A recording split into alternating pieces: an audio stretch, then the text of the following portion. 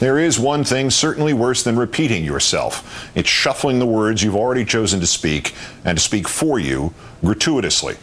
Thus, tonight, I will stand by what I said here on the night of November 10, 2008, after California voters passed Prop 8. This may seem like a question of law. This may seem like a question of same-sex relationships. It is, in truth, neither.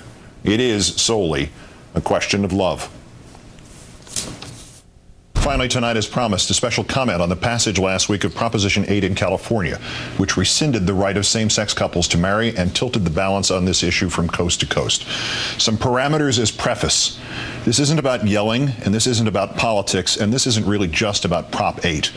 And I don't have a personal investment in this. I'm not gay. I had to strain to think of one member of even my very extended family who is.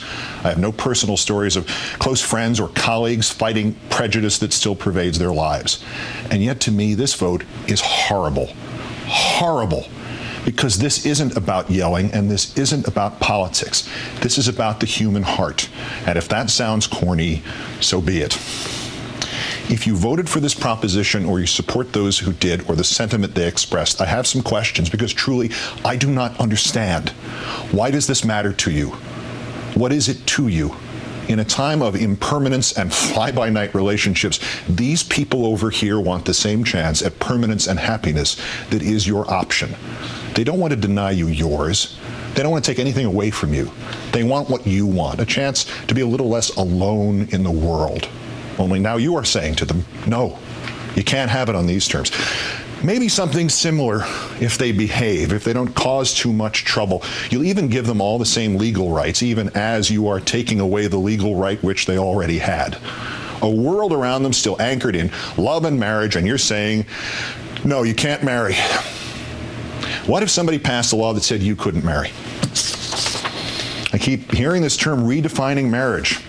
If this country hadn't redefined marriage, black people still couldn't marry white people. 16 states had laws on the books which made that illegal in 1967. 1967, the parents of the president-elect of the United States could not have married in nearly 1/3 of the states of the country their son grew up to lead.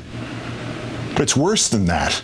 If this country had not redefined marriage, some black people still couldn't marry other black people. It is one of the most overlooked and cruelest parts of our sad history of slavery. Marriages were not legally recognized if the people were slaves. Since slaves were property, they could not be legally husband and wife, nor mother and child. Their marriage vows were different. Not until death do you part, but until death or distance do you part. Marriages among slaves were not legally recognized. You know, just like marriages today in California are not legally recognized if the people are gay. And uncountable in our history are the number of men and women forced by society into marrying the opposite sex in sham marriages or marriages of convenience or just marriages of not knowing. Centuries of men and women who have lived their lives in shame and unhappiness and who have, through a lie to themselves or others, broken countless other lives of spouses and children, all because we said a man could not marry another man or a woman could not marry another woman.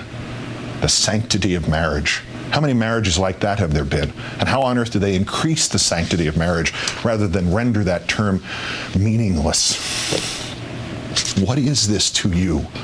Nobody is asking you to embrace their expression of love.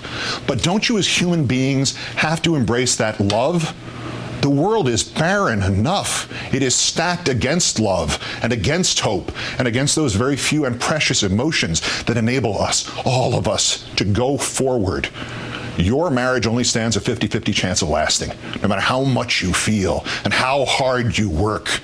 And here are people overjoyed at the prospect of just that chance and that work just for the hope of having that feeling. With so much hate in the world, with so much meaningless division, and people pitted against each other for no good reason, this is what your religion tells you to do? With your experience of life and this world and all its sadnesses, this is what your conscience tells you to do? With your knowledge that life, with endless vigor, seems to tilt the playing field in which we all live in favor of unhappiness and hate, this is what your heart tells you to do? You want to sanctify marriage? You want to honor your God and the universal love you believe he represents? Then spread happiness. this tiny symbolic, semantical grain of happiness. Share it with all those who seek it. Quote me anything from your religious leader or book of choice telling you to stand against this, and then tell me how you can believe both that statement and another statement, and another one which reads only, "Do unto others as you would have them do unto you."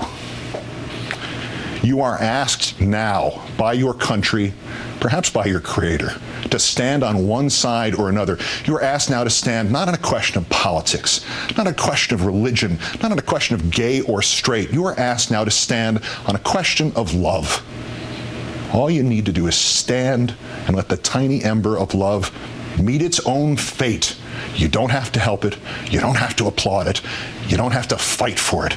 Just don't put it out. Just don't extinguish it. Because while it may at first look like that love is between two people you don't know and you don't understand and maybe you don't even want to know, that love is in fact the ember of your love for your fellow person.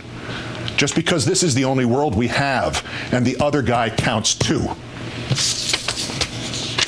This is the second time I have found myself in 10 days concluding by turning to, of all things, the closing plea for mercy by Clarence Darrow in a murder trial. But what he said fits what is really at the heart of all this. He said, "I was reading last night of the aspiration of the old Persian poet Omar Khayyam." This is what he told the judge. "It appealed to me as the highest that I can vision. I wish it was in my heart. I wish it was in the hearts of all. So I be written in the book of love. I do not care about that book above. Erase my name or write it as you will. So I be written in the book of love." Did the judge think in those terms? Will the judges who will still rule think in those terms? Doubtful. Will the defense witnesses who saw their arguments dissolve when presented with the reality of their own baseless fears and superstitious beliefs, will they think in those terms? I think they already did over these last few months in the courtroom of a judge named Vaughn Walker. Good night and good luck.